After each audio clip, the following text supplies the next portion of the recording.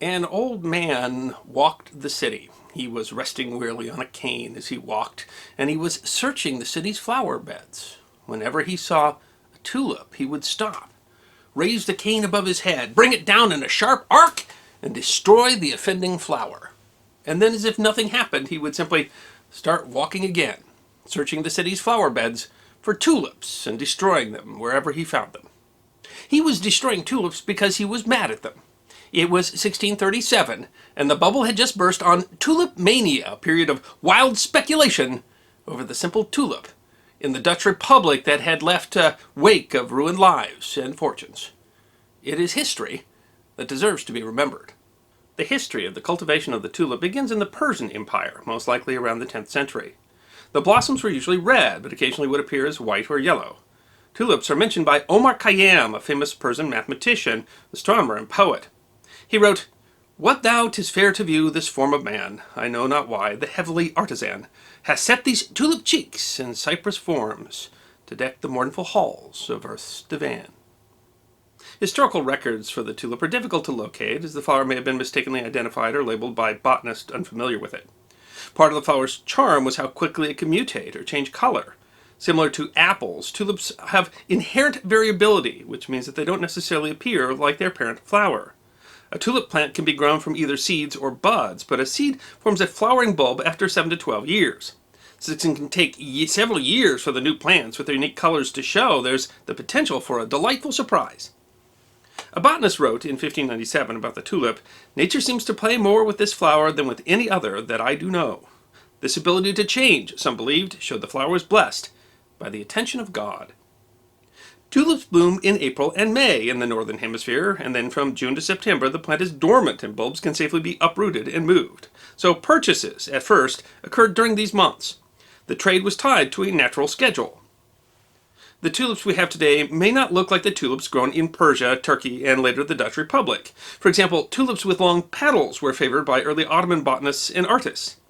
Artists, when drawing the ideal flower of the period, drew tulips that resembled daggers more than the softly cut flowers that are seen today. In fact, this ideal was impossible to maintain, as the closer the petals came to each other, the less pollinators could assist the tulip in propagation. Perhaps this is why the extremely long-petaled tulip is not common today. The tulip is believed to have been introduced to the Western world by an ambassador from the Habsburg Empire to the Constantinople court of Suleiman the Magnificent. In the early 1500s, Ozirkizan de Bouzbek shipped a container of the bulbs home, where it ignited the imaginations of the plant admirers who saw it.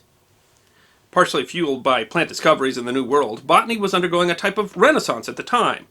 Plants were being experimented with by physicians in order to determine what, if any, healing properties they may have possessed.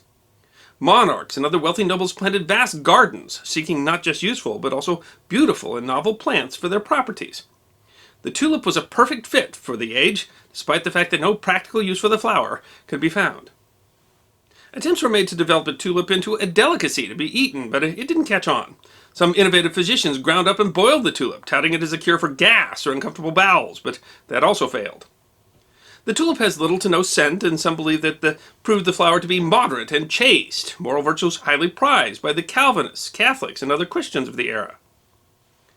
Carolus Clusius, a physician and director of the Imperial Botanical Garden of Vienna, took some of the tulip bulbs with him when he relocated to the University of Leiden in the Dutch Republic.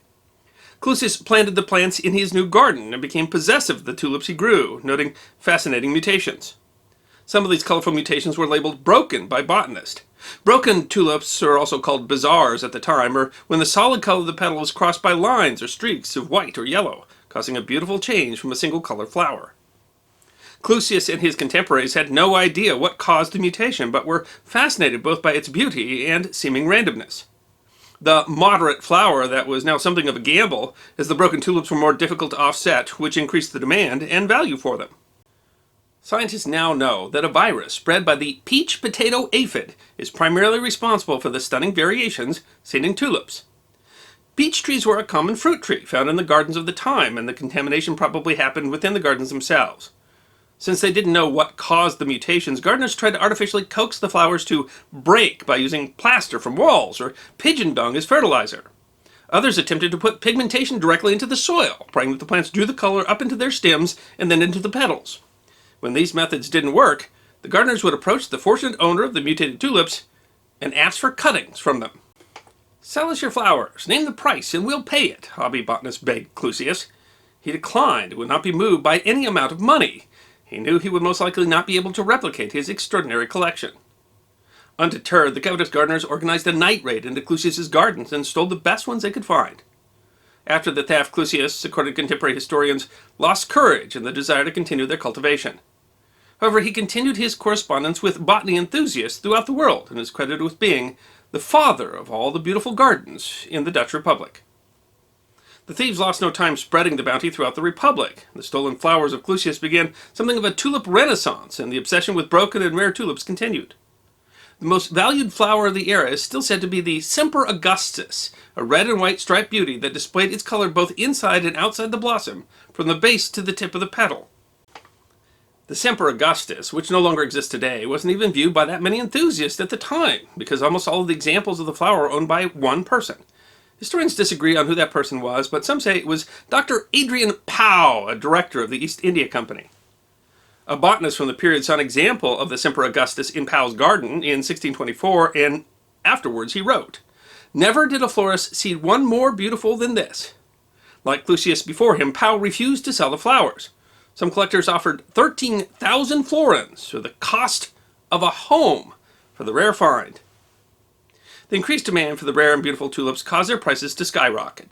Some collectors were selling their businesses to buy the flowers. A groom was said to have accepted a single tulip as a dowry for his bride. Everyone from the butcher to the baker was getting into the trade. A burglar was said to have sold his tools to purchase tulips. Tulips were big business. When the demand outpaced production, tulip bulb transactions were changed from exchanges for money for bulbs to promissory notes or a promise for delivery of bulbs in the future.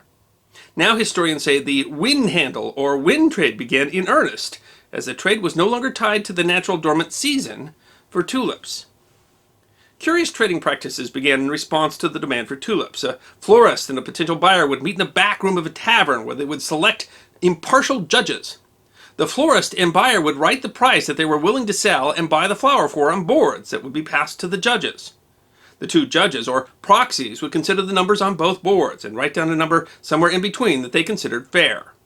Then the boards were passed back to the florist and potential buyer. If both accepted the price, then the deal was done. If only one person accepted the price, then the florist paid a fine to the judges, which acted as a small incentive to close the deal. When the buyer paid for the flowers, a small amount, called wine money, went to the judges. The wine money went to the tavern to keep the drinks and transactions flowing. Some bulbs are said to be bought and sold up to 10 times in one day. It was a party-like atmosphere with incredible amounts of money changing hands. Until February 2nd, 1637. A florist in the city of Haarlem went to the taverns and offered up his bulbs for sale, reportedly at 1,250 guilders. No one wanted the deal. He lowered it, and the result was the same. And again, no takers. Everyone in the room realized Tulip Mania was over. Word quickly spread, and florists across the Republic were left with worthless bulbs. Historians have argued about whether Tulip Mania was an actual bubble or simply a result of other pressures of the market. For example, in February 1637, the Guild of Dutch Florists lobbied the Parliament to change the rules regulating the contracts to buy bulbs, making the contracts more favorable to the buyer. Economist Earl Thompson believed this is why the prices of tulips ran way up. Buyers are speculating that the rule change would make them even more money. They ceased buying when they realized that it wasn't true. Whatever the causes of Tulip Mania, the biggest push against the phenomena was by religious groups who believed the rise and fall of the flower showed the population's underlying greed and desire for money. Pamphlets appeared with titles like The Fall of the Great Garden Whore and scenes from the remarkable year 1637 when one fool hatched another, the idle rich lost their wealth, and the wise lost their senses. These circulated through the cities, once centers of Tulip Mania. Now, an old man walked down the street and crushed the worth of tulips with his cane. Despite its volatile beginnings, the tulip is still intimately connected with Holland, which is sometimes called the flower shop of the world. Each year there are tulip festivals held all around the world in places where Dutch settlers made their homes, maintaining that intimate connection between the Dutch and the flower whose fortunes rose and fell in so short a period of time. And beyond those economic considerations, there's actually right now a search for the mythical black tulip. The idea of the black tulip was credited to Alexandre Dumas, who in 1850 wrote a novel called The Black Tulip, which creates a human drama in which a person is to be awarded a prize if they can grow the perfect black tulip. And with the plant's natural variability, we are coming closer and closer to that today. Tulips so dark purple that they appear to be black. Some growers claim that the perfect black tulip is essentially the holy grail of tulip cultivation. And if someone were to grow one, you wonder what the bulb would be worth, and whether it would spark a new Tulip Mania. I hope you enjoyed this episode of The History Guy, short snippets of forgotten history between 10 and 15 minutes long. And if you did enjoy, please go ahead and click that thumbs up button.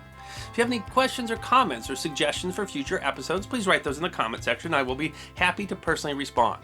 Be sure to follow The History Guy on Facebook, Instagram, Twitter, and check out our merchandise on teespring.com. And if you'd like more episodes on forgotten history, all you need to do is subscribe.